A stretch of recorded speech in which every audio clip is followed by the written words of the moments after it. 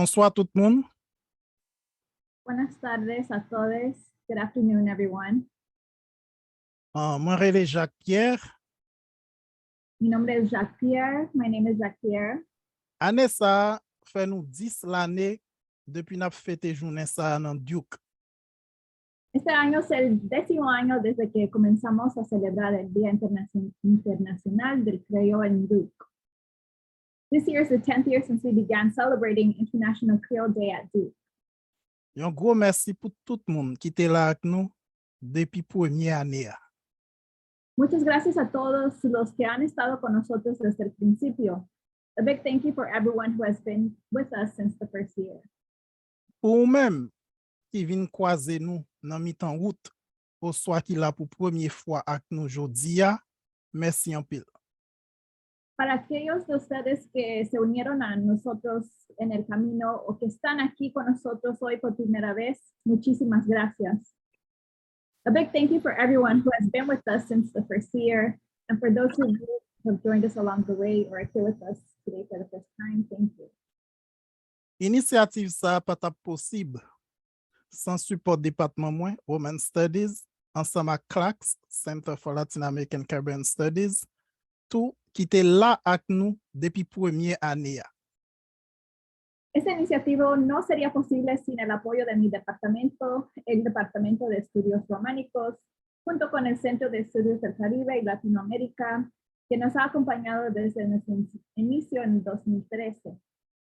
This initiative would not be possible without my department's support, the Romance Studies Department, along with the Center for Latin American and Caribbean Studies, who has been with us since the beginning in 2013. Objectif célébration aujourd'hui pas différent à l'autre avant.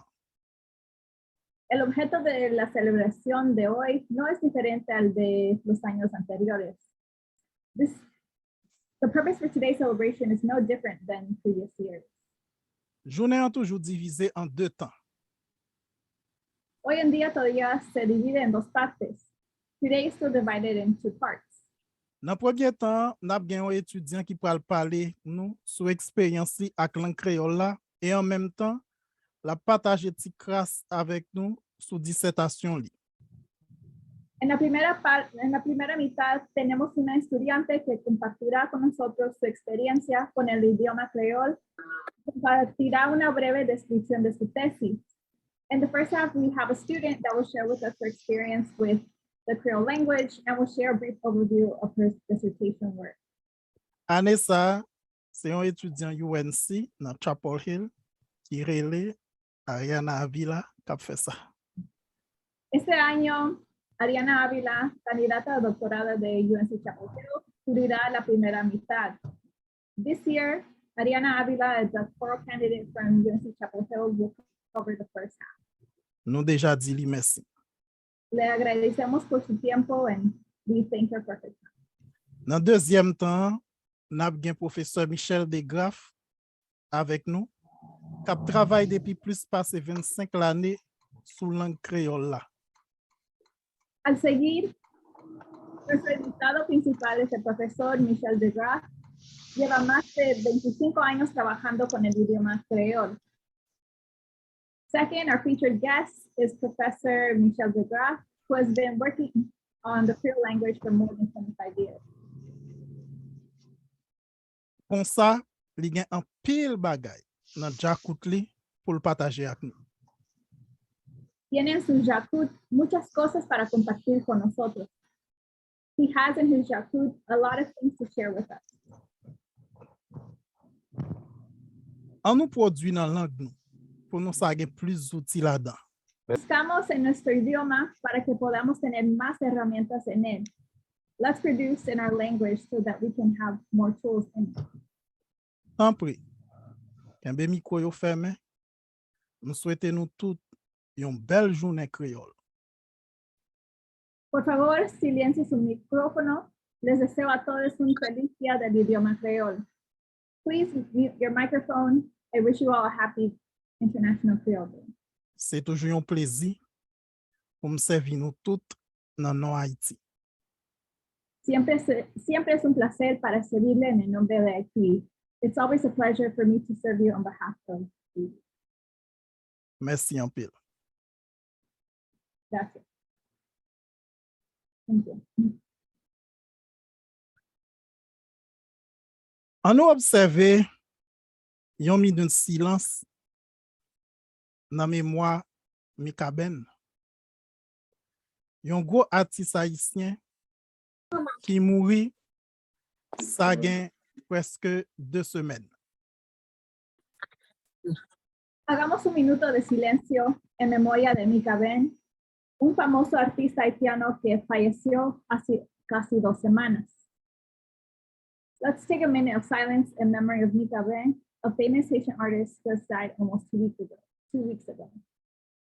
C'était un artiste qui te fait promotion culture la caille ak tout nom li. Fue un defensor de la cultura haitiana con toda su alma. He was an advocate for Haitian culture with his whole heart. Condoléances pour toute famille, zanmil, et non nous toutes, nous souhaitons nous toutes condoléances tout. Condolencias a su familia, amigos, y en nombre de todos nosotros, condolencias a todos nosotros también. Sous plan syntaxe, c'était un chanteur qui te respectait l'anglais. Sus letras obedecían a las sintaxis del lenguaje. Condolences to his family, friends, and on behalf of all of us, condolences to us as well, to all of us as well. His lyrics obeyed to the syntax of the language. Chanter li yo te propre et yo te gen nom. Sus canciones y letras eran limpias y profundas. His songs and lyrics were clean and deep. 30 secondes.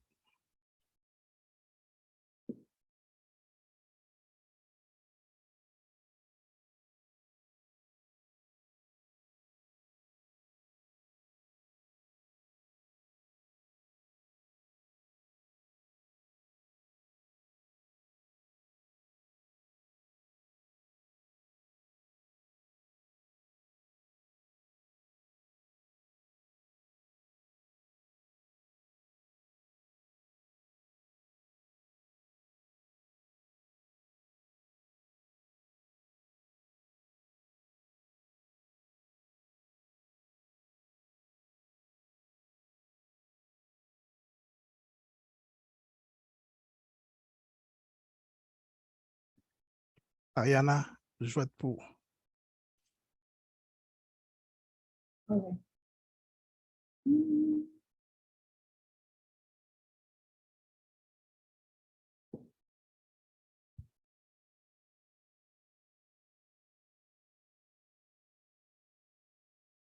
Ukawel?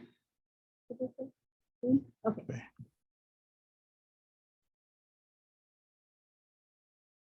Okay. Bonsoir tout le monde. Comment nous y est? Premièrement, moi, je voulais dire merci pour l'invitation ça. Et puis, merci pour le programme classe. C'est comme ça, moi, je prends cours en créole haïtien. Moi, content pour participer dans cette célébration en Suède. Moi, je suis Ariana Avila. Et puis, moi, je suis un élève en anthropologie à UNC Chapel Hill. Avant, moi, j'ai commencé dans UNC Chapel Hill. Moi, j'ai resté dans Haïti pendant 2 ans et demi. Moi, je travaille avec CDC. Nous avons fait collaboration avec une petite organisation haïtienne dans l'affaire de la santé. C'est là que moi, j'ai commencé à apprendre créole avec des amis comme eux. Moi, je voulais apprendre créole parce que moi, je voulais parler avec des amis dans la langue pour comprendre les nouvelles et puis pour comprendre la musique comme ça. Après, moi, je prends cours dans le programme FIU et puis avec le professeur Jacques Pierre dans deux pour renforcer créole moi. Moi, grandi dans Arcadia, Floride. Un petit ville dans le sud-ouest Floride, côté famille moi, qui travaille dans l'agriculture. C'est pour raison ça, moi, j'ai un petit intérêt pour parler sur ce sujet ça. Buenas tardes a todos y espero que estén bien. Me llamo Ariana Ávila y soy estudiante de antropología en UNC Chapel Hill. Antes de comenzar mi programa de doctorado, viví en Haití por 2 años y medio. Trabajé con el CDC, donde colaboramos con agencias haitianas sobre el tema de salud. Ahí fue donde aprendí a hablar el creol haitiano con mis amistades y decidí aprender creol para poder hablar con mis amistades en su idioma, para entender las noticias y también la música junta. Después tuve la oportunidad de tomar cursos en el programa de verano de la FIU y con el profesor Jacques Pierre en Duke para mejorar mi creol. Yo nací y crecí en Arcadia, Florida, un pueblito en el suroeste de la Florida, donde mi familia trabaja en la agricultura. Y es por eso que el tema del día de hoy me interesa y es mi enfoque. Premièrement, je voulais faire un petit jouet, Tintin. On prend monter une photo plate là, et puis, wap dim qui plante ça y est. Tant pis, mettez réponse dans le chat là. Primero, vamos a jugar un jueguito llamado Tintin. Enseñaré una foto de una planta y después ustedes adivinarán qué planta es. Por favor, escriban su respuesta en el chat. ¿D'accord? Ok, Tintin. Si légume aprendí, le fleurs apparaît. ¿Cuál verdura crece cuando esta flor aparece? Encore, s'il vous plaît, mettez réponse dans chaque là.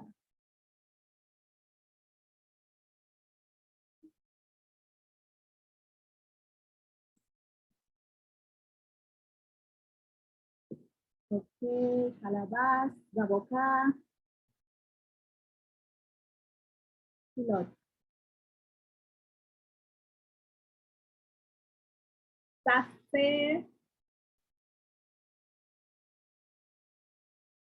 calalou, o soit okra.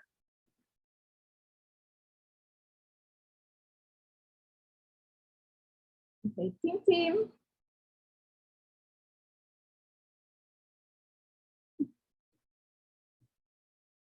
Le sable dit qui plante qui paraît pour qui manger.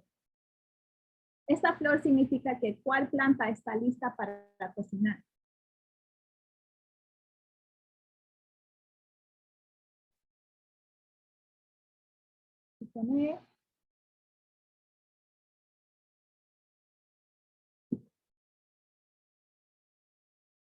Café lalo o hojas de yute. Okay. Moi, je vais commencer avec Tintin ça parce que Jodia n'a pas laissé une sécurité dans les affaires manger la caille, travailler agricoles dans le sud-ouest Floride. Quand yo moitié montagnard, apprendre dans un jardin communautaire qui va manger la caille pour travailler agricoles dans Immokalee, Floride. Dans le jardin ça, yo connaît mon qui travaille dans l'agriculture à vivre une sécurité dans les affaires manger la caille. En même temps, moun que vive en Immokalee gen jardín para yo. Quise comenzar con este juego porque hoy vamos a hablar sobre la inseguridad de la comida entre los trabajadores de agricultura en el suroeste de la Florida. Estas plantas que les acabo de mostrar crecen en un jardín comunitario que comparten comida para los trabajadores en Immokalee.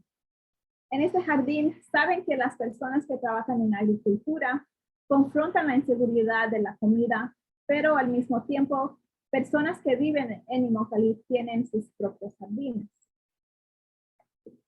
Me kikote Immokalee. ¿Dónde está Immokalee? Immokalee c'était une petite ville dans la commune Collier. Mon qui était ici là et puis travaille dans l'agriculture, c'est mon qui sorti du Guatemala, Haïti et puis Mexique.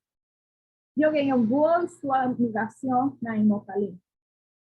Plus passé moitié dans travailleuses agricoles dans Immokalee, il y a une situation d'immigration difficile. Pour raison ça, il n'y a pas accès à bénéfices fédéraux, par exemple, et de manger. Dans Immokalee, il y a seulement gagné un supermarché à Timanchonyo. Ça, c'est un gros problème. Pepe Immokalee acheter manger la caillou qui chez ou soit aller dans le supermarché en dehors villa. Mais Pepe Immokalee connaît sécurité manger la caille, c'est un gros problème. Yo questionné qualité à qui manger ça yo qui chez en plus. Yo mandé plus bonne option pour manger et puis yo cultivé manger pour yo même manger yo. Immokalee es un pueblito en el condado de Collier. Los residentes que viven aquí y trabajan en la agricultura son personas que vienen de Guatemala, Haití y México. Tienen una larga historia migratoria en Immokalee. Más de la mitad de los trabajadores agrícolas en Immokalee tienen estatus de migración precaria. Por esa razón no tienen acceso a beneficios federales, por ejemplo, la ayuda para la comida. En Immokalee solamente tienen un supermercado y varias tienditas. Este es un problema grande. Los residentes de Immokalee compran su comida a precios altos o van a supermercados fuera del pueblo. Pero las personas en Immokalee reconocen que existe la inseguridad de la comida. Ellos cuestionan la calidad y los altos precios de la comida y abogan por mejores opciones. También cultivan comida por ellos mismos en sus jardines. Ça pour ça, moi, manger, comment travailler agricole, partager manger nous avec l'autre, les vivre dans nos côtés qui gagnent et sécurité manger la caille. Non qui façon nous cap travail dans l'agriculture, utiliser plan yo pour une plan soin l'autre. Nous connaissons déjà un peu de monde qui migre dans l'Amérique latine, à Caraïbes là, gagne connaissance du plan à permettre de tout. Des gens qui apprennent ça dans le pays ou soit pendant la vie. C'est pour ça que la recherche moyenne voulait mettre l'accent sur les structures politiques dans les États-Unis qui créaient et qui les causes d'insécurité majeure dans le petit ville Immokalee. La recherche moyenne parlait sur politique d'immigration et puis discrimination, travail immigrant yo absili. Je posais question ça. Pour ça, dans Immokalee, yon côté nous reconnaît comme capitale tomate nation ça, parce que il y a une sécurité alimentaire pour le monde qui récolte tomate yo. Moi, je considère ça comme violence étatique. Toujours, mon dans Immokalee partager manger, plant yo, connaissance plan et la trier pour pratiquer, vivre ensemble, soit conduit. Yo pregunto, ¿cómo es que los trabajadores del campo crean comunidad, o sea, comparten la comunidad cuando viven en un lugar afectado por la inseguridad alimentaria? ¿De cuáles maneras usan los trabajadores del campo las plantas para cuidarse uno con el otro? Sabemos que las personas que emigran de América Latina y el Caribe tienen un reconocimiento con las plantas o remedios herbales. Hay personas que aprenden en sus países o durante su vida. Y es por eso que mis investigaciones quieren destacar las estructuras políticas de los Estados Unidos que crean y mantienen la inseguridad alimentaria en un pueblo como Immokalee. Mis investigaciones hablan sobre el estatus migratorio y la discriminación en el trabajo. Yo pregunto por qué en Immokalee, un pueblo reconocido como la capital del tomate de la nación, hay inseguridad alimentaria entre las personas que cultivan el tomate. Yo considero eso como un tipo de violencia del Estado. Pero todavía personas en Immokalee comparten comidas, plantas, el conocimiento de plantas para estar en comunidad. La madame qui migré à Guatemala te dit, si vous pas travail ou pas manger dans les États-Unis. Mais dans le pays, si vous gagnez une femme, vous pouvez cultiver manger pour vous-même. Et puis, lui te dit, vous pouvez jouer manger si vous gagnez cob. Mais manger ou acheter ici là, pas le même goût à manger dans le pays. Nous continuons la conversation nous. C'est là qu'il te partage. Mon à Immokalee allait dans notre ville pour acheter manger. Depuis manger la caille, piché dans le supermarché Immokalee, il te prend un livre à examiner. Jamais il relève li aller dans le public, soit Walmart, dans l'autre côté. C'est même bagaille entre l'autre monde. Mais si mon pas une licence chauffeur ou soit pas une machine, qui ça y fait? Depuis moi, j'ai commencé à rechercher, moi, je documenter si il y a un réseau informel pour moi partager manger une avec l'autre. Et puis pour que ça, je partage manger yo même. Una señora que emigró de Guatemala dijo, si uno no trabaja, uno no come. En Estados Unidos. En su país, si uno tiene terreno, uno puede cultivar su propia comida. Dijo que en Estados Unidos personas pueden comer si tienen dinero, pero la comida que uno come aquí está cara y no tiene el mismo sabor como en sus países. En lo que continuamos nuestra conversación, compartió que personas en Immokalee van a otros pueblitos para comprar comida. Como la comida está carísima en Immokalee, va a las tiendas con una amiga. Su amiga le llama y se van a Publix o Walmart. Y es lo mismo que dicen otras personas. Pero si uno no tiene licencia o carro, pues, ¿qué se puede hacer? Como voy empezando en mi investigación, quiero documentar si existe cómo las personas comparten comida entre ellos mismos y por qué hacen las personas. Dans Immokalee, qui se situait à une heure de temps, l'hôpital local là, manger vite une ayant forme pour bailler soin au soir remède. Communauté travailleurs agricoles Immokalee considérait manger qui grandit dans le jardin comme un médicament. Par exemple, un plat qui est arnica, va un travailleurs agricoles fausse après une journée de travail qui long et plus fatigant. Dans une activité moins relais, participation observation, ou soit observation participant, un peu travailleurs gain jardin. Jardin yo te gain légumes, fruits, plants, agréments faits. Yo te partagé à moins que tout a fait à fait photo pour site ou soit attention. Ça c'est important pour tout parce que ça montre connaissance de gain sur plan yo. Connaissance plan nutritionnel, vin yon forme soin yo pratiquer entre yo, entre amis, famille, et voisins. Moi, je connais pour qui ça et puis qui côté, yo te apprend connaissance ça et puis pour qui ça c'est important pour pratiquer mes faits pour eux-mêmes. En Immokalee, que queda más o menos una hora de un hospital, la comida se convierte en una forma de remedio. La comunidad agrícola en Immokalee considera la comida que crece en sus jardines como medicina. Por ejemplo, una planta de árnica le ayuda a los trabajadores a mejorar alivios después de un día largo en el trabajo.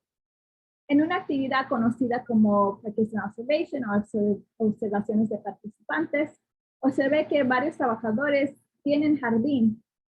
Sus jardines tienen vegetales, fruta, plantas y plantas medicinales. Compartieron que las hojas de la planta de algodón se puede hacer en un té y ayuda para la diabetes y la tensión. Esto es importante porque muestra un reconocimiento cercano con las plantas. Yo quiero entender por qué y dónde las personas aprendieron esto y por qué es importante practicar remedios usando plantas. Finalement, moi tourné dans proverbe mais en pile chapalou. Dans le contexte de sécurité manger, proverbe ça a dit le mot partager manger pour un fruit ou soit plein yo, une à l'autre, chaque insécurité manger palou. En même temps, ensemble, nous commandons politiciens yo, ou soit l'idée compter yo pour améliorer les conditions manger dans la communauté. Alors que l'insécurité manger la caille, c'est une forme de violence l'État, mon Immokalee joue une façon pour vivre. Regreso al proverbio haitiano, con muchas manos la carga no es pesada. En el contexto de la inseguridad alimentaria, el proverbio dice que cuando las personas se reúnen y comparten comida, semillas o plantas, la carga de la inseguridad alimentaria no es tan pesada. A la misma vez, juntos podemos demandar que los políticos y líderes del condado mejoren las condiciones de la comida en la comunidad. Aunque la inseguridad alimentaria sea una forma de violencia del Estado, personas en Immokalee encuentran y hacen maneras para vivir sus vidas.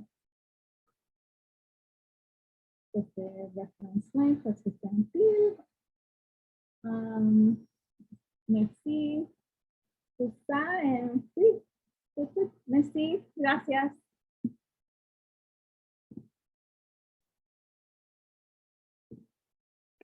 Bien. Kounia, nous sommes capables de poser des questions. Nous avons gain temps pour nous prendre 2 à 3 questions. Et là, bien pour répondre aux questions.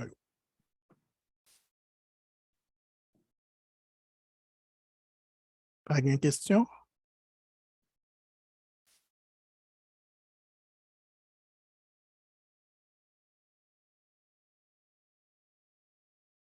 OK. Il y a un monde qui pose une question dans le chat là.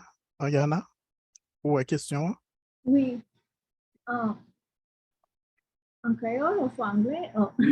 Ça ouvre, c'est journée créole. Oui, ok. Moi, j'ai choisi de ça parce que, comme moi déjà dit, moi grand papa et puis maman, moi, je travaille dans l'agriculture, dans Arcadia, dans le sud-ouest Floride. Et puis, moi, connais qui ça, qui insécurité manger la caille existait en travailler agricoles.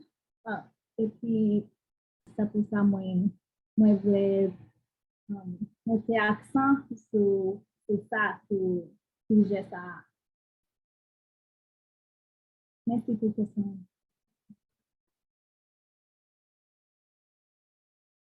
OK. Nabdi Ariana, merci. Merci. Kounia, nous pourrons passer dans l'autre présentation. Tant que nous toujours fait ça chaque année, nous avons 2 présentations. Première présentation, c'est un étudiant qui est capable d'apprendre créole et qui est intéressé à faire un travail sous lui, qui a un rapport tout et avec thèse, la travail sous lui à tout. On est à ce moment pour nous présenter, invitez-nous, qui c'est Michel Begraf. Donc, m'a fait présentation en créole et puis moi, Ariana va traduire pour moi. OK. Michel Begraf, c'est un professeur linguistique à MIT. Michel de Graff es profesor de lingüística en el MIT. Michel de Graff is a professor de linguistics at MIT. Il a plus passé 25 l'année, peut-être 50, depuis la produit un pile travail scientifique sous l'angle. Ha estado produciendo muchos estudios científicos sobre el idioma durante más de 25 años. We go for He has been producing many scientific works about the language for more than 25 years. Il est fondateur initiative MIT Haiti, un mouvement qui a encouragé les éducateurs à servir à créole dans l'école pour que les gens comprennent ça a étudié bien. Parce que dans Haïti, la majorité de les gens, c'est une seule grande langue qu'on est, une seule grande langue parlée. Es el fundador de la iniciativa MIT Haiti, un movimiento que anima a nuestros educadores a usar el creol en la escuela para que los niños puedan entender bien lo que están estudiando. Porque en Haití la mayoría de las personas y niños hablan un solo idioma. He's the founder of the MIT Haiti Initiative, a movement that encourages our educators to use Creole in school so that children can understand what they are studying well, because in Haiti, the majority of people and children speak only one language. Il est membre fondateur de l'Académie créole haïtienne. Es miembro fundador de la Academia Creole Haitiana. He is a founding member of the Haitian Creole Academy. Nous comptons lire avec nous aujourd'hui pour bel brasser l'idée ça. Estamos contentos de que esté aquí con nosotros hoy para intercambiar ideas. We're glad he's here with us today to brainstorm and share ideas. Nous déjà dit lui merci. Ya le hemos dado la gracia and we thank him for it. Jouet pour compatriotes. Merci un pile, Jacques. Moi, j'ai son grand plaisir pour m'avoir nous jeudi. Donc, m'a dit Jacques, merci. M'a dit Duke, merci. M'a dit département Roman Studies, m'a dit merci. Et puis m'a dit Center for Latin American Studies and Caribbean Studies, c'est ça? M'a dit merci tout. Donc, ça me parle fait courir, moi, pour partager écran. Yes, on fait ça.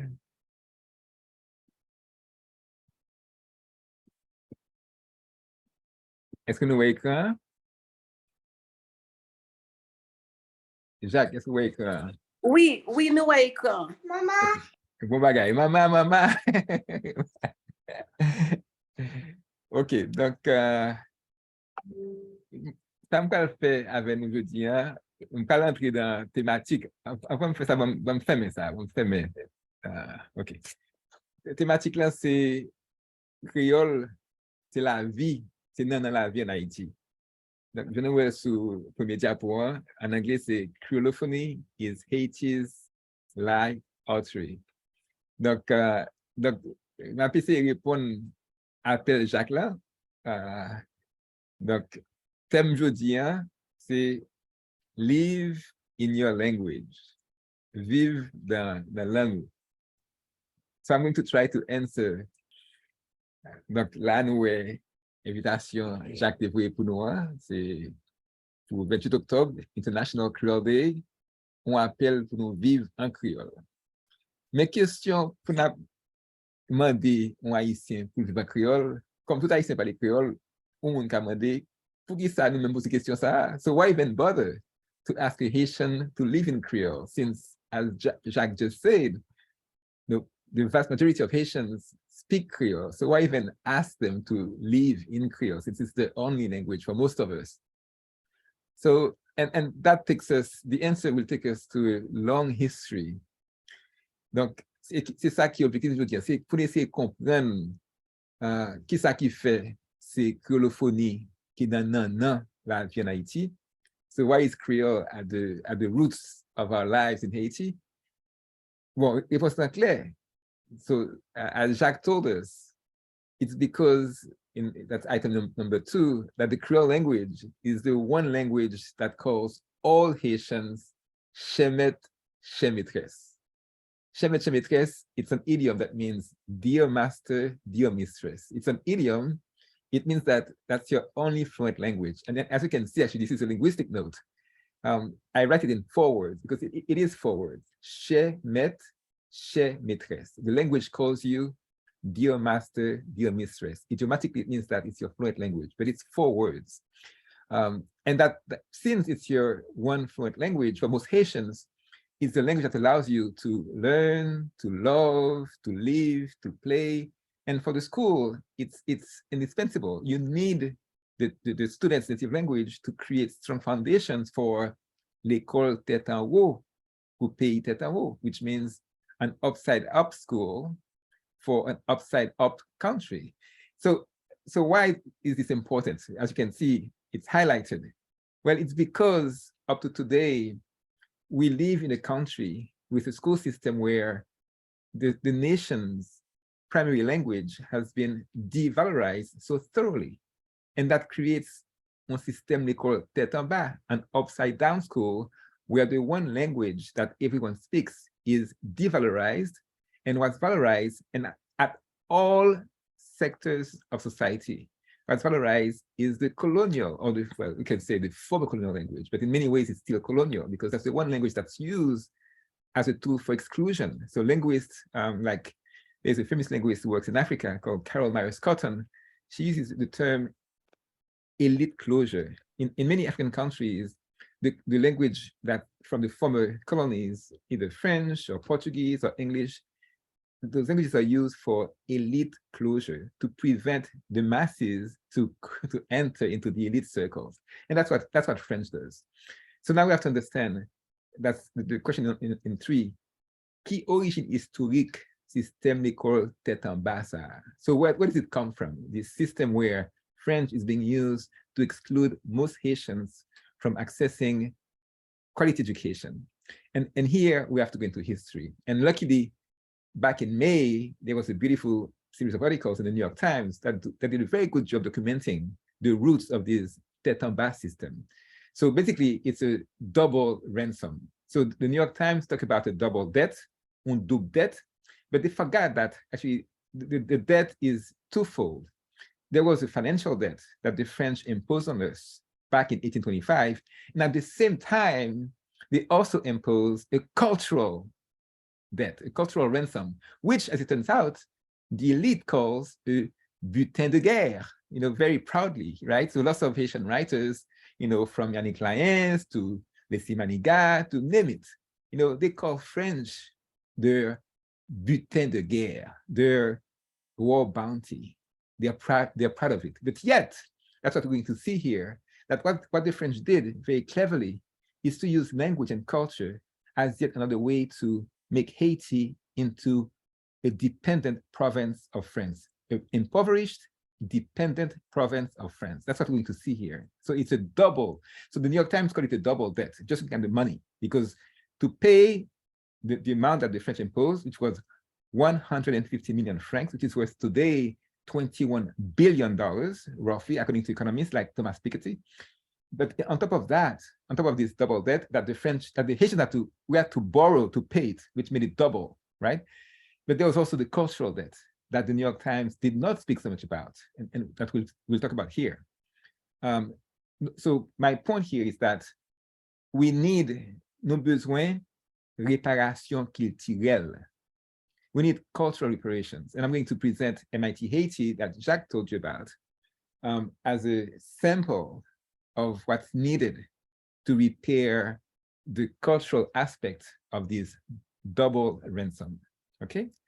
And the notion of tête en bas, so if des gens, qui c'est ancien professeur qui mouri kounia, is now dead, he had this book called, which, tout le monde qui a étudié créole avec Jacques, me conseille nous, faut que nous acheter ça pour nous pratiquer créole. Son livre qui en créole, qui est yon l'école tête en bas, dans yon pays tête en bas. So in this book, Yves Dejean, Papa Yves, does a beautiful job explaining what it means to live in a country with a tête en bas school system, which makes the country tête en bas. Because of time, we're going to have to go very quickly, but I'm going to give you a sense of what it means to be a Haitian growing up in a tête en bas system, an upside down system, right? So I'm going to do it very graphically. So this is what I studied actually. So I'll tell you a bit more about this article that I wrote that I published in the New York Times. But so this is actually a clear icon that shows you how brutal this tête en bas school system works.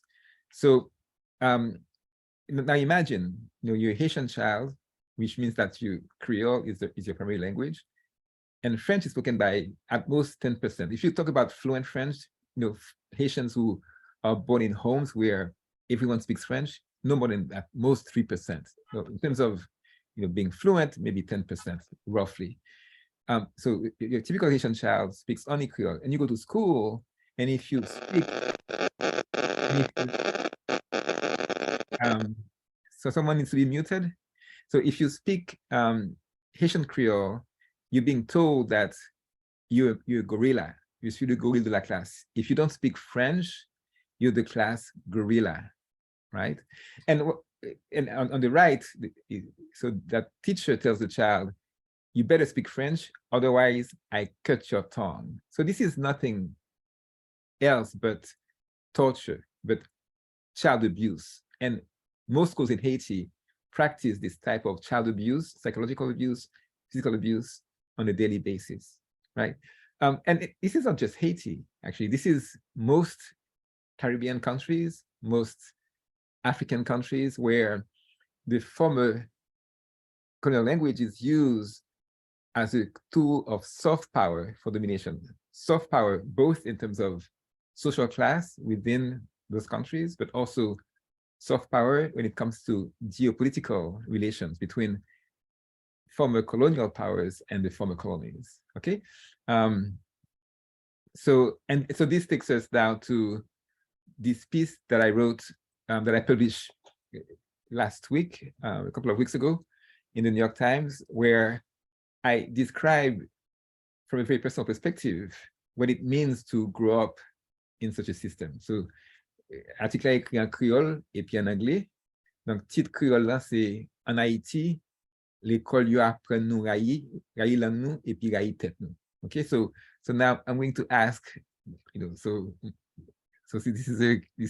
Jacques teaches Creole, lots of Creole students here. So I'm going to ask a volunteer to read this for me. So I'll ask a volunteer, and maybe Jacques can pick someone that he thinks. Actually, Ayana speaks Creole pretty well, I heard. Ayana, so Ayana, do you want to read this for us? Okay, I can do it. Oh, sorry. Yeah, please. Yeah, go ahead. Okay. Lèm te ti moun l'école en Haïti, dans l'année 1970 yo te interdim parler créole, langue maman. Lè yo te barim k'ap parler créole dans l'école là, professeur l'école là te kon lage quelques coups de règle dans plat même comme punition. Créole, c'est une langue qui sorti dans contact entre langue français ak langue africain sous plantation coloniale yo. Créole, c'est celle langue qui relève tout haïtien, maîtresse. Mais système éducation, mette langue créole là en bas bot langue français, malgré pas plus passé 10% moun population qui parle français fin et bien.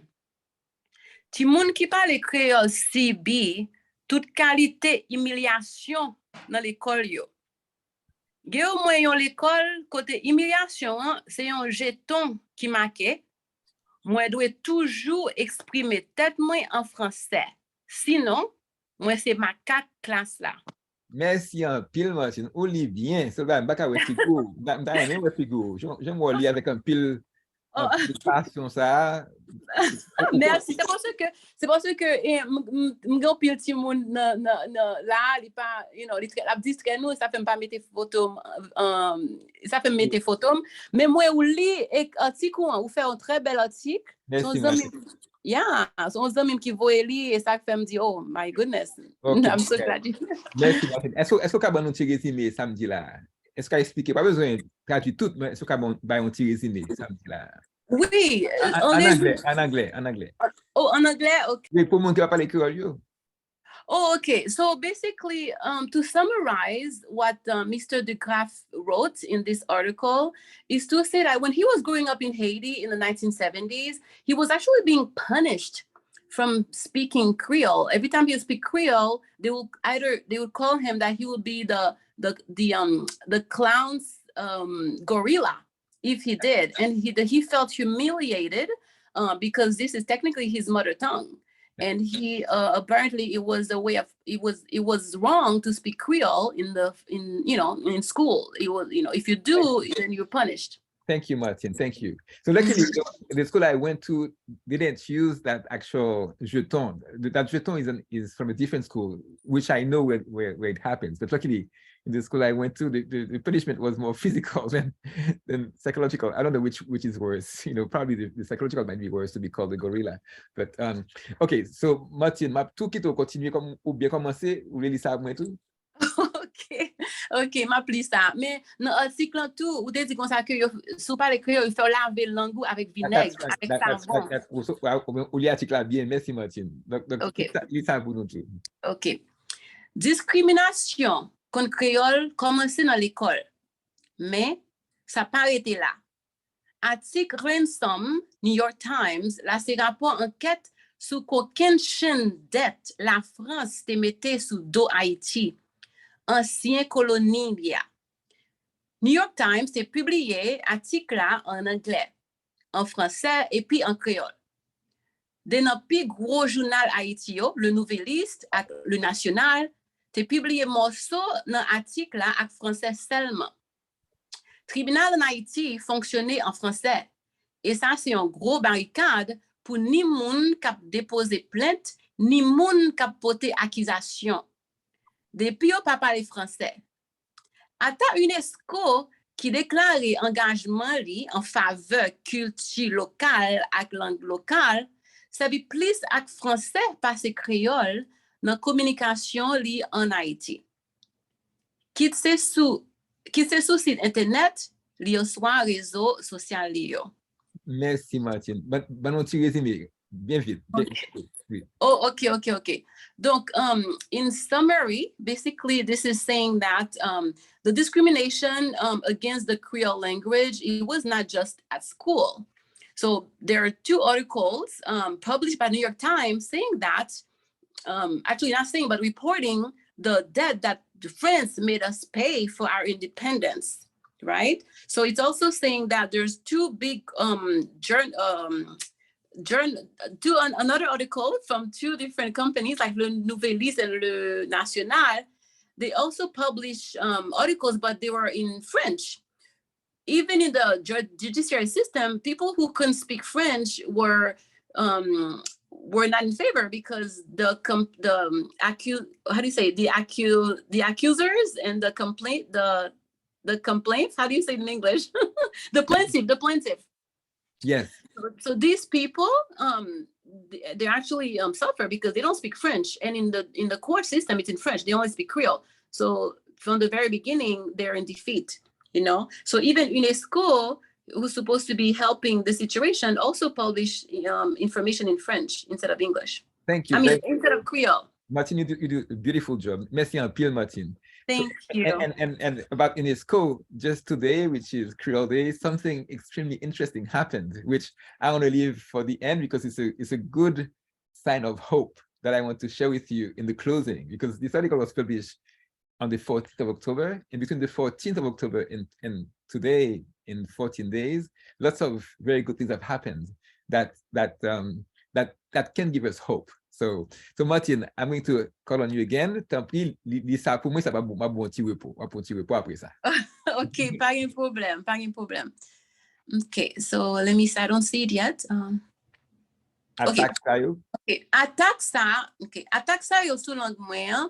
C'est une nan conséquence plan colonial la France pour appauvrir Haïti.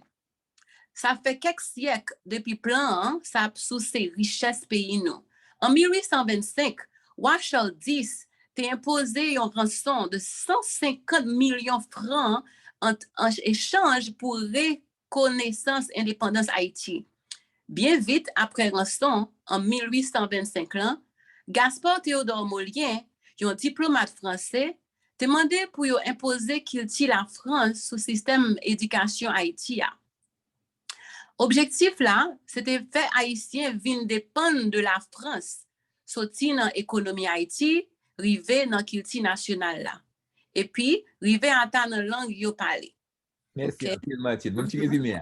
Okay, so in summary, so they're saying that even our hold on one second. Attaque là, c'est une langue sous conditions plan collation. Okay, so they're saying that this attack on our language, our beautiful Creole language, is also an attack to make us even poorer than it's already poor.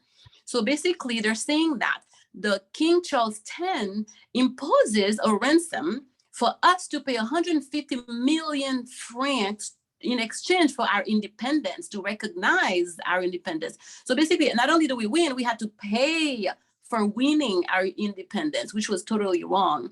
And then also, they're saying that Gaspard Théodore Molien, qui c'était un diplomate français, he was saying that he's asking to impose the French culture into the education system in Haiti.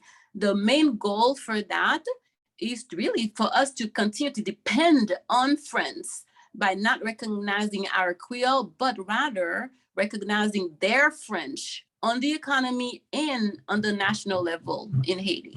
Merci. Martine, ou tellement bien li texte ça, pour une traduction, Jacques, voyez l'argent, là, Martine. Non, c'est gratis pour notre créole là. Non, parce que vous pouvez aller avec passion, puis en plus, vous baillez les 3 petits détails qui pas dans l'article là, qui permettent de comprendre l'empire bien toujours. Oui. Donc, ça Martine dit, hein, il est bien résumé le problème, c'est que la France, depuis 1925, non seulement ils ont imposé un rançon financier, mais en plus, ils ont venu avec un système où ça, il est un butin de guerre pour faire nous sentir nous inférieurs si nous ne pas parler français. OK? When I read this article from the New York Times in May when it came out, May 25th. And it's an extremely powerful series because when I teach my class at MIT, whether about the Caribbean, about Black matters, I often have to introduce this notion to the students, and they often say, "Is that true? Did French could they do that? You know, how could that be that the Haitians have to pay for their own bodies because we had to? The French even included the worth of the enslaved Africans that was included in the ransom. So, well, how could that be possible? You guys won the war." So the New York Times documents that so closely, and what they show is that that ransom was not just a claim against property, but it was also a way to tell the world that, look, you know, if you ever dare to revolt against white supremacy, this is what will happen to you. So it was actually a plan to really destroy Haiti financially. But then what the New York Times did not mention at all is the cultural part of that ransom. But what they showed very well is the amount of cash that Haitians have to pay for their independence. Now, what we should ask is, if a nation with Dessalines, Boukman, Toussaint, if we manage to win that war, how could it happen that after some 20 years, after independence in 1804, 1825, we paid that amount to France? Why? Why is it that Boyer, who was then the president, how could he agree to pay that ransom? Okay. Fortunately, just last year, there is a book that was published by a group of colleagues, and that book contains the actual report from Baron Macquot. Baron Macquot is the emissary that Charles X, he sent Macquot to have Boyer sign this ordinance agreeing to pay that ransom. Okay, and this is where you get the missing link. Why is it that Boyer agreed to pay that money? And the missing link is in the soft power of linguistic and cultural hegemony. Hegemony, I use the term here like Gramsci, this Italian philosopher, used it, not as the New York Times used it. So there's hegemony like the US hegemony. No, I'm talking about hegemony in the sense of cultural domination. And you can see it very clearly when you read this quote, okay, because this quote, which is in French, it tells us what Macquot himself, the emissary of Charles X, what he thought of the Haitian elite, including Boyer. Okay, so let's read it together. So he says that, so it's in French, but I'm going to read it for you in English. In truth, the cultivation of colonial products has disappeared in many places, meaning that, you know, Haiti is poor, you know, because the state treasury is depleted. Okay, because remember it was 20 years after the war. But that's a key part. But we can rely on the elite to find, through one racket or another, some way of increasing the wealth and well-being, thanks to the work of those whom fate has placed in a less fortunate condition, meaning the elite, those on the top, will find some way to screw the people at the bottom of society, right? That's what it means, basically. So my friend, Serge Madère, was the one actually to find that what I think is a perfect translation for the notion of à l'aide d'une combinaison quelconque. What Macquot means, not furry, this elite, you know, the Boyer, this was a mulatto whose father was French. Anyway, they see themselves closer to us than they are to their own people. And this is cultural hegemony. In fact, throughout this report, Macquot notices that how much Boyer loves the French. Boyer asked Macquot about, you know, is the king, is the king's cousin. So Boyer, as a Haitian, seems to know more about the French royalty than he cares about his own people. You see, and that's the key point. The key point is that the Haitian elite at that moment, they agreed with the French that the enslaved Africans were property. So therefore, it's okay to pay back because first of all, we know that the money will not come from us. It will come from we're going to work the masses to make them pay.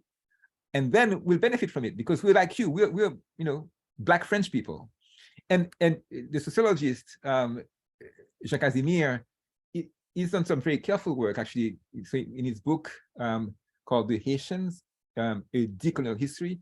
He shows very well that that's exactly what he did. Once he agreed to pay the French, he created a new apartheid system, basically, right? And this is what he explains here, that both Pétion and Boyer, what they did in order to get the money to pay, to basically to benefit for themselves and then to pay the French, is to create this system of exploitation against basically the nation.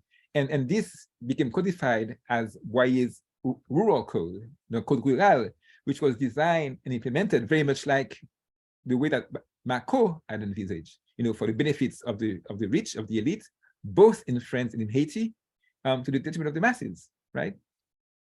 And now this is where things get interesting, which is that Casimir's book that you see here, he looks at the way that the elite also use language to manipulate the masses. For example, in this Code Rural, they made the poor Haitians in the rural areas, they made them sign all these papers, basically attaching them to the land. But the poor Haitians, they were signing without knowing what they were signing. So even in terms of the actual rural implementation of the code, language became a clear tool for elite closure and for domination, right? So because of time, we won't spend that much time discussing this. But this is very sad, actually, because if you think of the history of Haiti, and this is Dessalines, right? So Dessalines, he understood very well that in order for Haiti to be free, we have to be proud of our culture and of our language, because this is back when the Africans were fighting against the French. And even as they were fighting, it was very clear that we need to be proud of our language. So this is a report from this French journalist called Descouptis. And Dessalines here is telling a locally born white landowner who spoke to him in French. He said, well, why would I speak another nation's language when we have our own? Tiens bien langue à vous, tiens bien langue, pour qui va chercher langue les autres? Right? So Dessalines, even back then, he understood the power of language, the linguistic soft power. And he said that, and actually, he wasn't alone. So this is Gérin, this is Etienne Gérin. So Gérin also understood that. So he used a term that's very interesting. So Gérin talks about the technology of the French language. You see, he used the notion of technology. He understood language to be a tool. That's why he used the term la technologie de la langue française. And he says that what we have to do to be truly independent, we have to erase in our customs the use of the French technology. We have to replace it with what? With the Creole technology, with Creole grammar. And that's what he wanted for the school system. That's amazing. That's 1807, right? And now we're in 2022, and we're still arguing about how can we live in our Creole language, right? So it is amazing. Hegemony is an amazing power.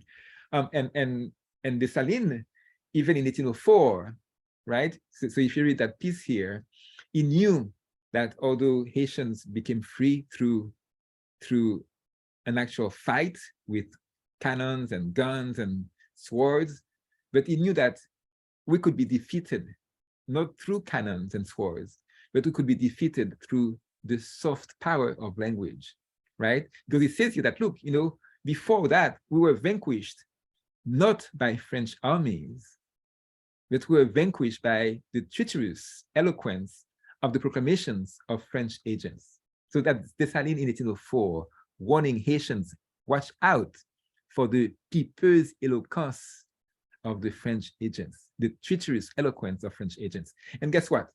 1825, after Macron convinces Boyer to pay up, there's this diplomat that Martin told us earlier about, Gaspard Théodore Molien. So this guy actually is amazing. So he's writing in 1826, but if you read what he wrote very carefully, he's talking as if he were in Haiti today, right? I'm going to show you that's how shocking this is, that 1825, this diplomat writes about Haiti as diplomats are writing about Haiti today in 2022, right? So let's read what Molien wrote, right? So Molien, his goal was to use culture and language to make sure that Haiti, although independent, remains an impoverished province of France, that France can still control Haiti's destiny. And look at what he recommends. And this is the part highlighted. First, he says, well, we have to send teachers and priests to maintain and develop the influence of French culture in order to ensure the expansion of our politics and culture. And then look at what he says now about the mulattoes, folks like Boyer, right? We have to manage the mulattoes who represent the most precious help for the maintenance of French influence, right? So we have to train these people. We have to make them work and make their country prosperous.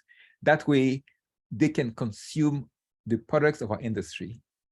We have to make sure that they're always in love with French culture and French products. And even says, now for those of you in the room, that I know that I know some people here, love the media, they are journalists, they are writers, they have lots of friends among Haitian radio personalities. This is what he said also, which is not here in the quote, but this is part of his program. Molien asked that there should be a journal in Haiti in French that will serve our influence and supremacy. He asked that we better make sure that Haiti has French newspapers that will serve our influence and supremacy. Now, guess what? 2022, after this article was published in the New York Times, I was actually quite surprised to get a reply 2 days after. So the article came out October 14th. October 16th, the French ambassador in Haiti writes on Twitter. First of all, he calls my article a caricature, meaning that, I'm lying. It's a caricature. And then actually, and if I had more time, I would tell you about the New York Times fact-checking process, which is the most rigorous fact-checking I've ever went through, more so than when I did my dissertation, back at University of Pennsylvania. They check every single sentence to make sure that my facts are right, which actually was actually quite a good experience, because I realized that, most people write in, because they have lots of folks who write against MIT Haiti, against me in Haiti, what they write would never be published in the New York Times because it's so full of lies that those lies would never go through. But anyway, so after this article was published, the New York Times, they were confident that, yes, all my facts check, okay? And then 2 days after, the French ambassador, first of all, he says that a bunch of caricatures, meaning I'm lying.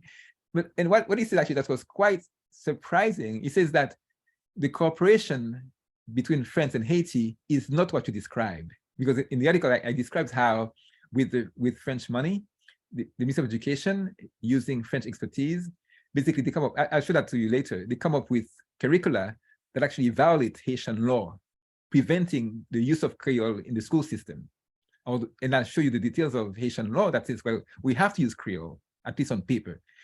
The Ministry of Education, until 2021, was publishing curricula with the help of French experts, preventing the use of Kreyòl after the 5th grade of primary school. And when I published this in the New York Times, the ambassador says, no, that's not us. No, we only give them money.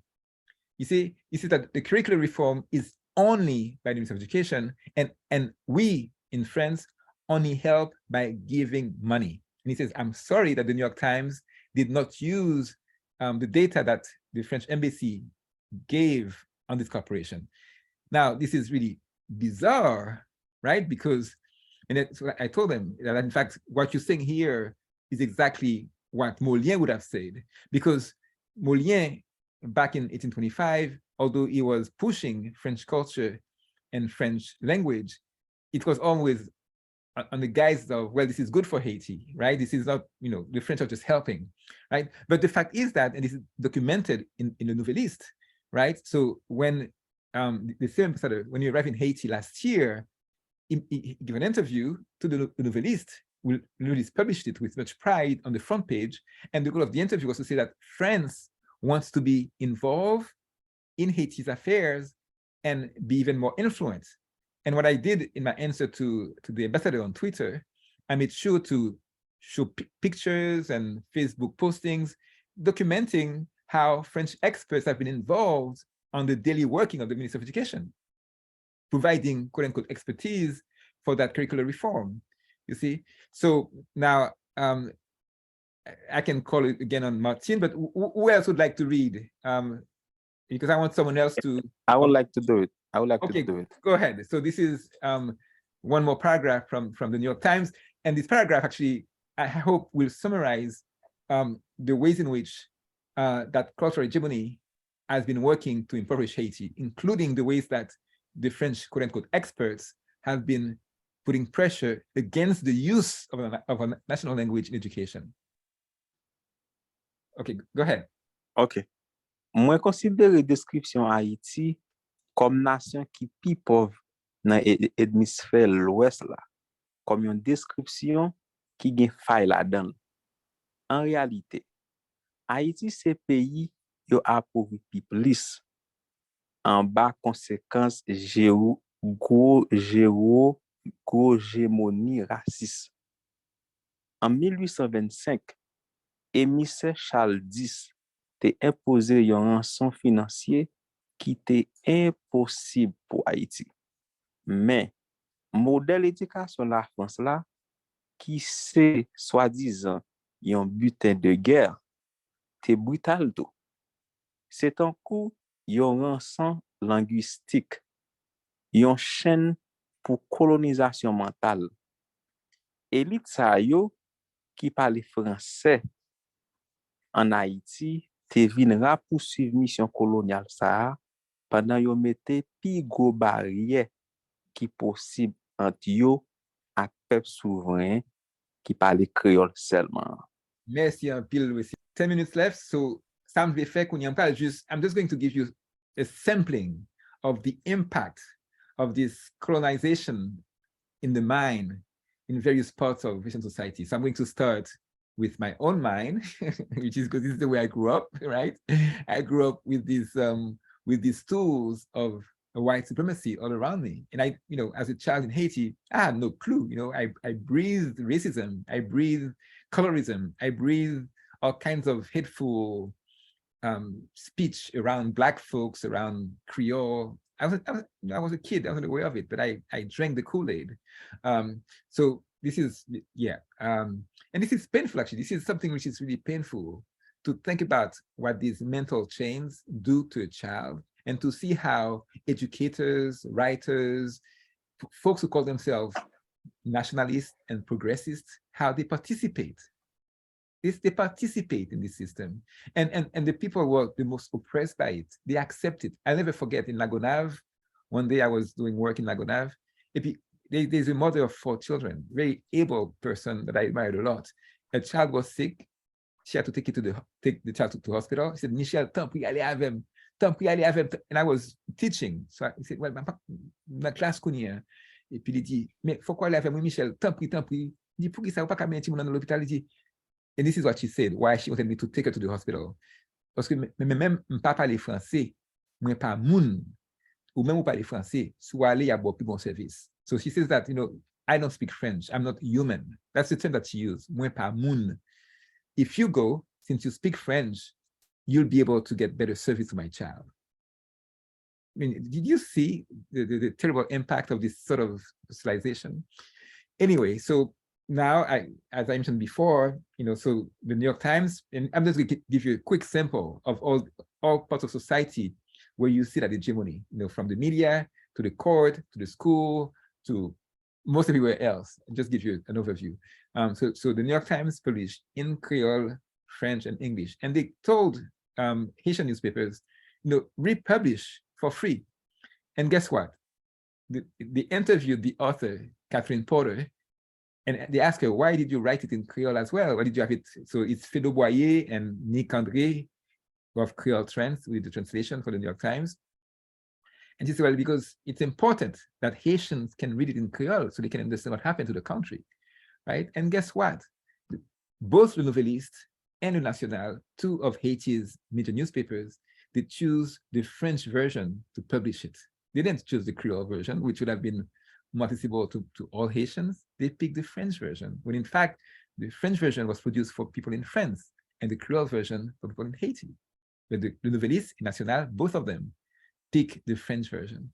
The court system, you know, all in French. Actually, so the other day, a couple of years ago, actually, Facebook reminds me of these things, that there's one ordinance in Okai. I think it was the only one that was published in Creole. It happened once, and as far as I know, that was the one time only.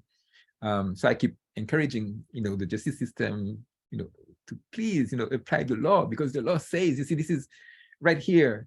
Louis, c'est quoi article ça pour moi? OK. Oui, Article 5. Le moniteur, article 5. Celle langue qui cimente tout haïtien net ensemble, c'est créole là. Créole et français, c'est langue officielle République d'Haïti. Merci. Qui ça dit? Dis en anglais pour mon qui pas comprendre. The only one language that linked all Haitians together is Creole. Correct. Creole and French are the official language of the Republic of Haiti. Correct. Article 40 là qu'on y a. Article 40. L'État fait pour li rendre radio, journal, télévision pour expliquer population en créole et en français toute loi, tout arrêté, tout décret, tout accord international, tout traité, toute convention qui concerne la vie nation. Correct. Merci, Lucius. Right? Very clear. This is the law, Article 5 and 40. Now, guess what? When the amendments of this constitution was published, when they were published, and that was in 2012, I think, guess what? These are the amendments of the constitution that gives Creole as the one national language, and that requires all the laws, etc., to be published in French, in both languages. The amendments to that constitution were published in French only, which means that technically the amendments of the constitution violate the constitution. This is actually, to me, that's one of the most striking facts of Haitian jurisprudence, is that a law that's published to amend a previous law, that law violates the previous law. And this is striking. And you know, that ambivalence, what we can call mi wo mi ba in Creole, mi wo mi ba, is throughout. So this is so here, this is a Bureau of Human Rights, Bureau des droits humains en Haïti. Guess what? They organize mock court contest where what's being prized is French eloquence. And if you win the contest, you get a trip to France. This is a contest that caters to students in law schools, which means that from the get-go, lawyers and judges are brainwashed into valorizing French over Creole. And this is also what you find even, you know, the UEH, State University, where the rector is an academician, Fils des Hommes. If you go to the website, it's mostly French. Actually, yeah, I would say 95% of it is French. And this is a state university that's supposed to be ruled by the law, meaning that they should publish in both Creole and French. And actually, Jacques Pierre was with us. He published a piece in 2013, I think, in Bonne Nouvelle, looking at all the websites of the state and looking at which ones were in Creole. And I think back then, maybe Jacques can remind us. I don't think he found anyone. Oh, maybe I remember Jacques. Agriculture. I think the agriculture school, or maybe this, had a website in Creole, and all the others were in French. Even the Ministry of Culture. So here, the part that's highlighted, they talk about, let's celebrate what makes us alike, and it's in French, forgetting that the one thing that makes all Haitians alike, if anything, is the language. And they forget about that. They say, let's celebrate our resemblances. in French. Anyway, so we could go on and on. I'm going to skip all of that. Just if you're interested, you can look for, you can do a key search on Gaugemony, which is a term that I get from my colleague and friend Serge Madère, meaning hegemony in Creole. Gauge, big I, very, very telling metaphor, which is what I use now for hegemony in Creole. So if you look for Gaugemony in my name on Google, you'll find these articles where I detail all the aspects of this hegemony in Haiti. And this hegemony has so many facets. You know, this is from the, it's not just about language. It's also about the way you taught as a child to think about Europe, about white people. So this is my history book, where the very preface tells me that I need to adore who? Las Casas. This book tells you, this is the history book of a country that's independent since 1804. It teaches you to adore Las Casas. Who was Las Casas? Las Casas was the one who first encouraged the slave trade in order to give a break to the so-called Indians, right? And this book tells you that Las Casas is a hero. Adore Las Casas. And it tells you, and then look, be docile to the lessons of this book. And so my colleague, Jacques-Michel Gourg, he did a wonderful study of Haitian manuals. Basically, it shows that those Haitian manuals, they teach you to be racist because they tell you from the get-go that black is ugly and white is beautiful. White is refined and black is uncouth, from facial features to the way you walk. So anyway, and so this is from my report card from my childhood. I would be punished if I were to speak Creole. I would get smacked on my hand with a ruler. And now this is the part now where we connect the personal with the political.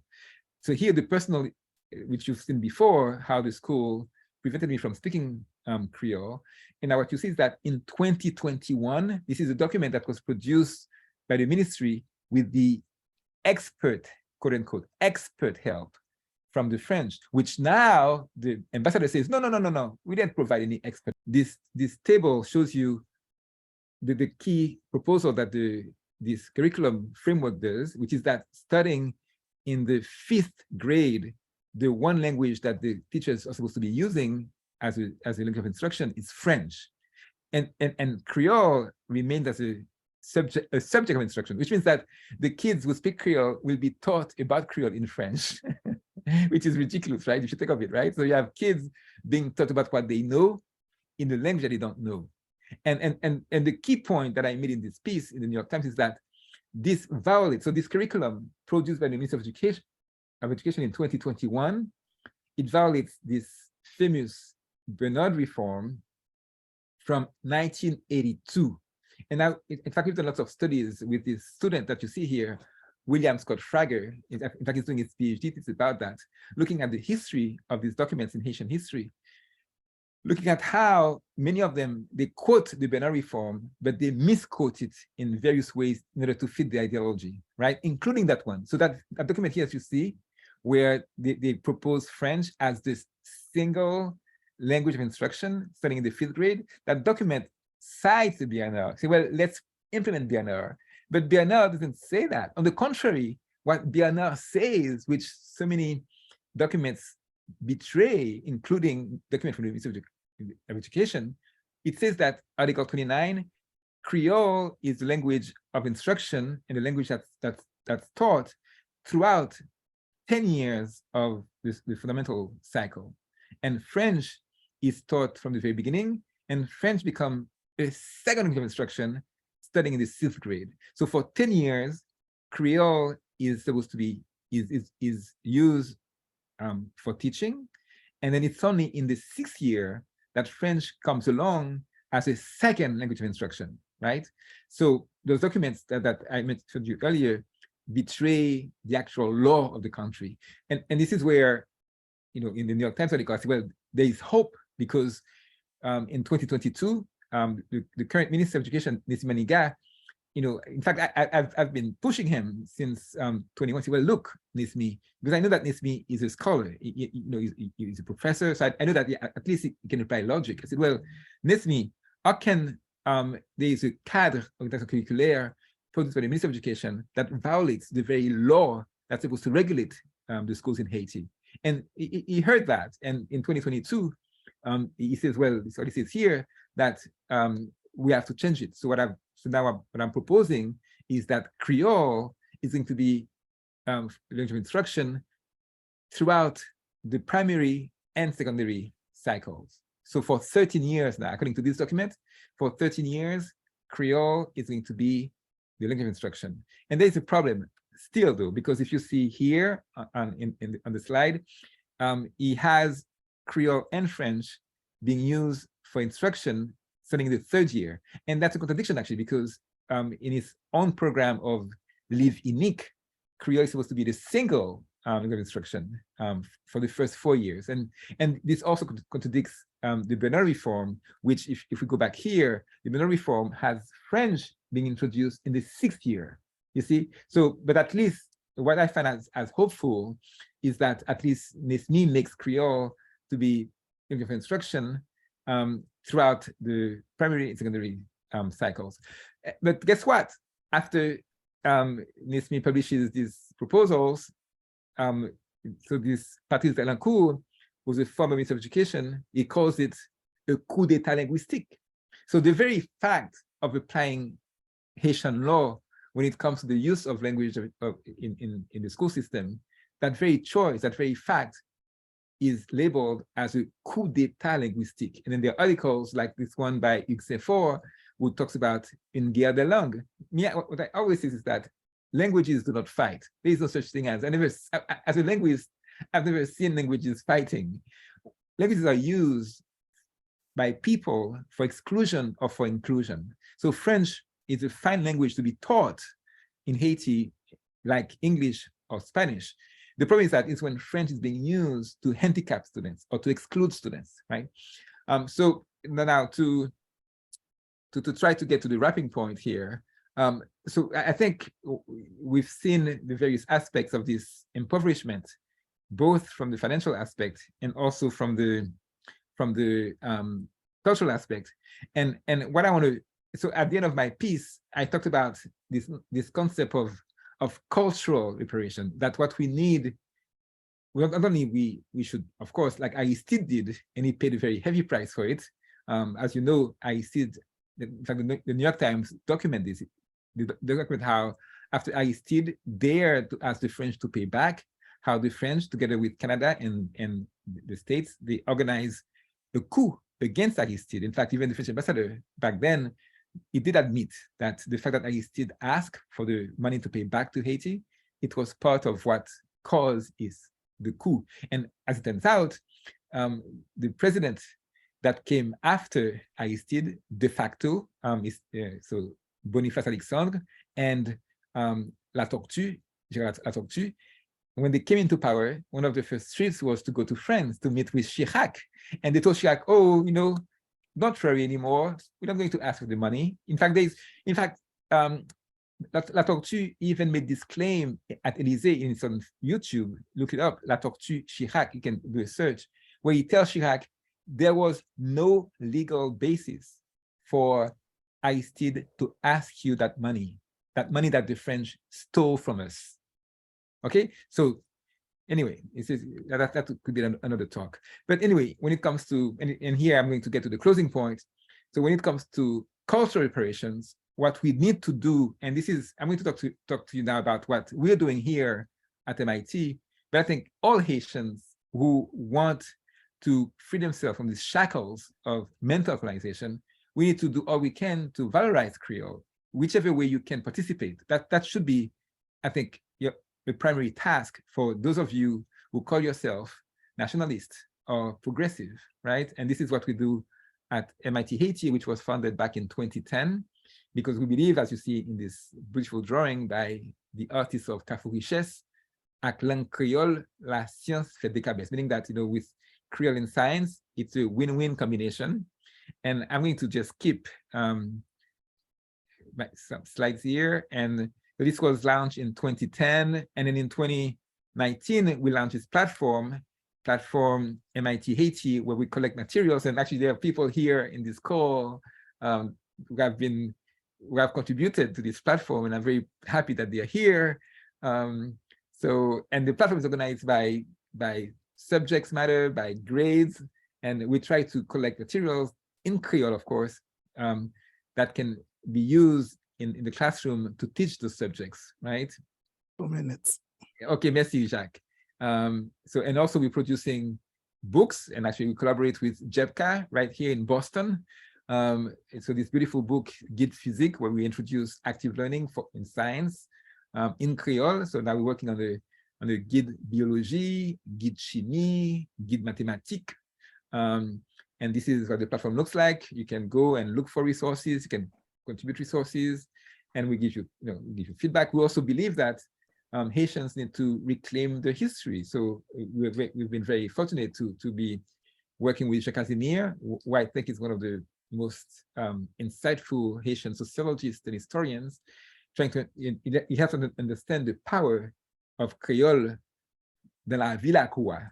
So if you read this book, you really understand what it means that we Haitians, not only we live in Kreyòl, but without Kreyòl, we would have no history. Kreyòl is our archives for our history. And if you're interested, again, go to the platform, look for this troquette called Kreyòl, c'est la ville à quoi.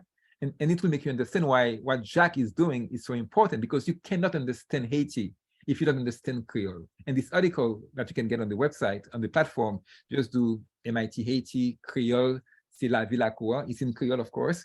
You'll get to understand what it means to live in Creole and how Creole is indeed the archive of Haitian history. And as an archive, we also have to think of voodoo, the role of voodoo in collecting our memory of our history. So we have also beautiful books for children. This is Jenan and Tidi Remede, Jill, and a beautiful resource. This is a tale called La Sirène, la Baleine, and Tidi Remede has a little booklet where he explains the history of Veve and what the Veve means as a writing system. And also, if you're interested in learning Creole, we have this beautiful alphabet song that teaches the structure of the Creole alphabet. And actually, sadly enough, most Haitians do not know the alphabet of Creole. They know the French one. Although even those who go to school, you ask, how many letters in the Creole alphabet, most Haitians don't know that. So that's cool. That song, we hope can help. Chaque son écrit même genre, n'a point lettre qui bébé, chaque lettre mon seul son.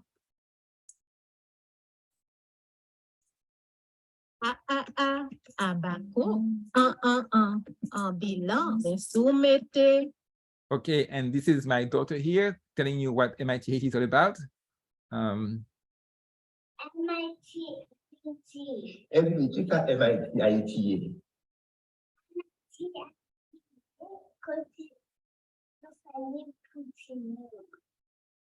Okay, so and in closing, I want to say that we're not alone. That what gives us hope is that we're not alone. There is a whole ecology of folks in Boston, in Haiti, in Europe, at Duke, in Florida, in California.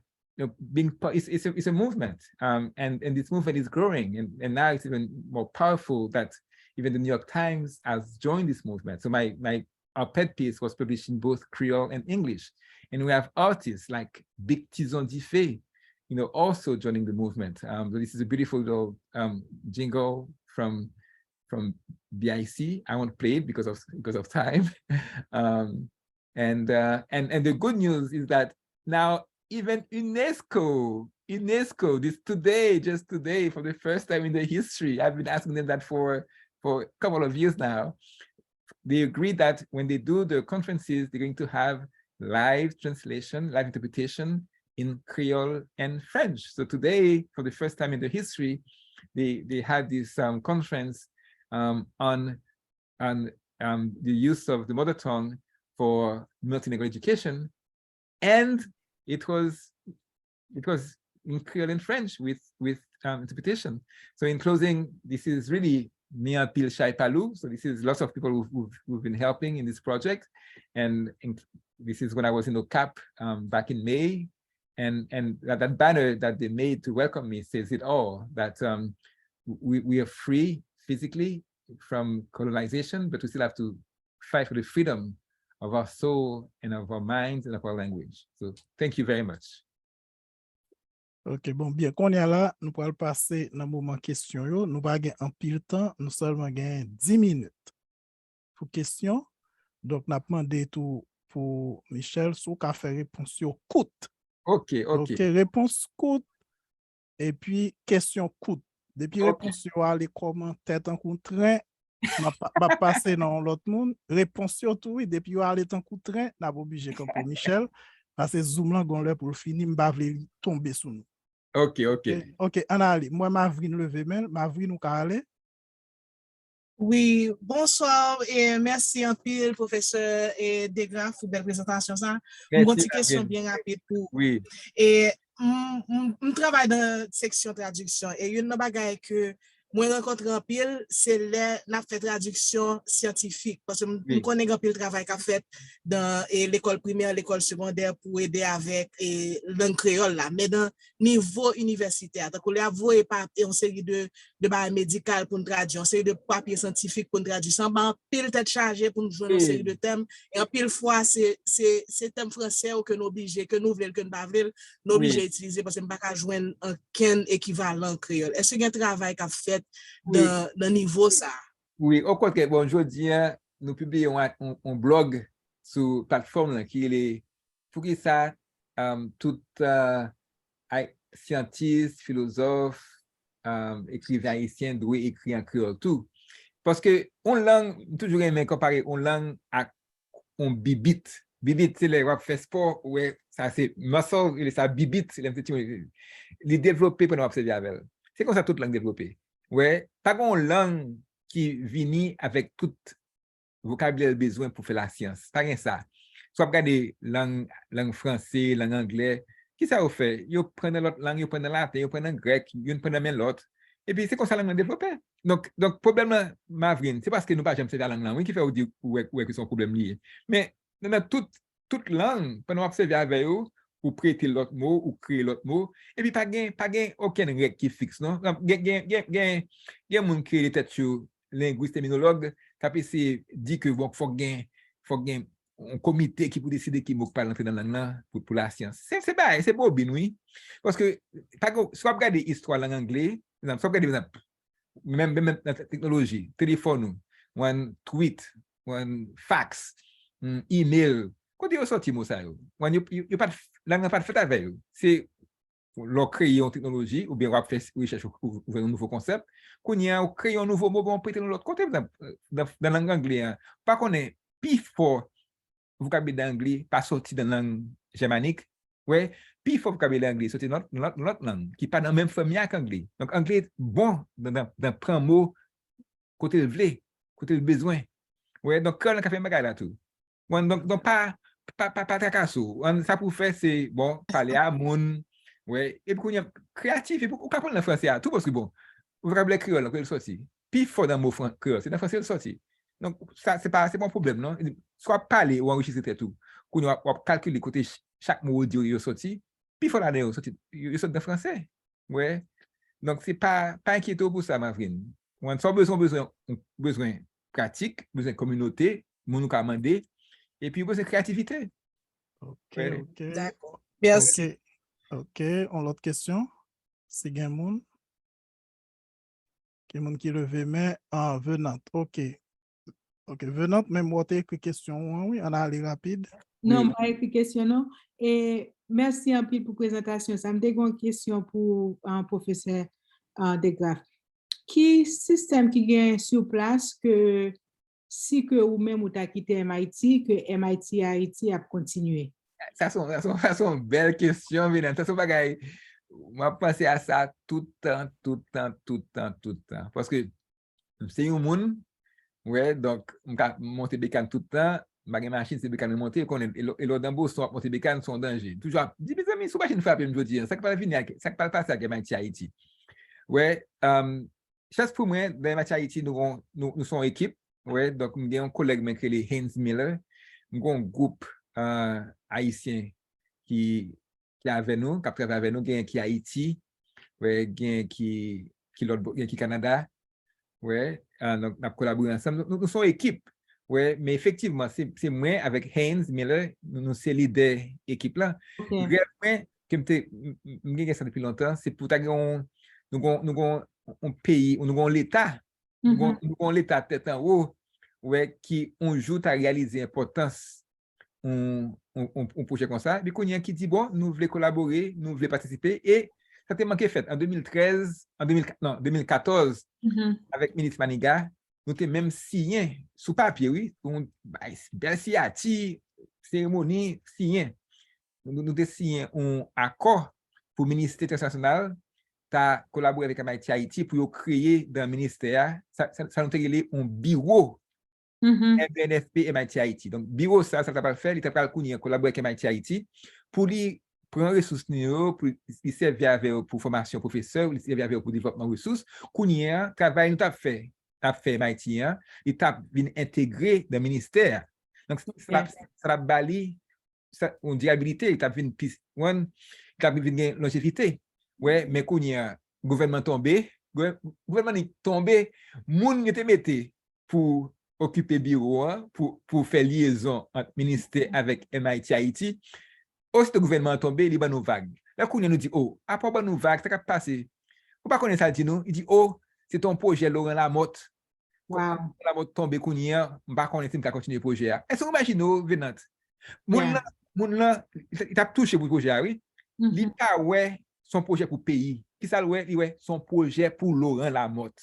Comme Laurent Lamotte tombé, imaginez, est-ce ouais, mentalité? Ça, c'est un problème tout. C'est un problème. Donc, c'est un problème tout parce que yo fait étude sur ça, ouais, que l'argent pas motivateur vraiment. Sauf plutôt des jeunes monde qui passent pas toucher la toucher, sont monde que.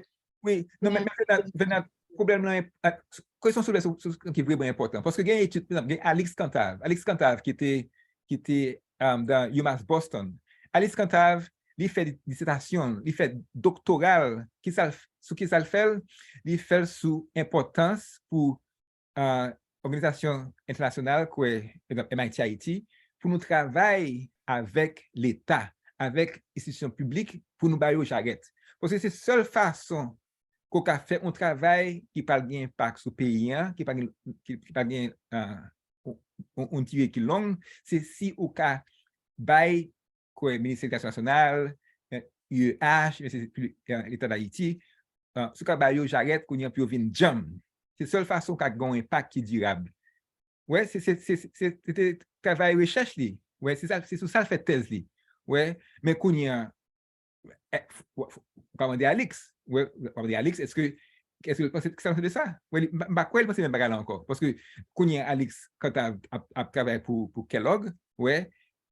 Ce qu'on va dire tout, est-ce que il pratiquer ça te découvrir dans le travail de recherche li? Mais c'est pas ça. Ouais.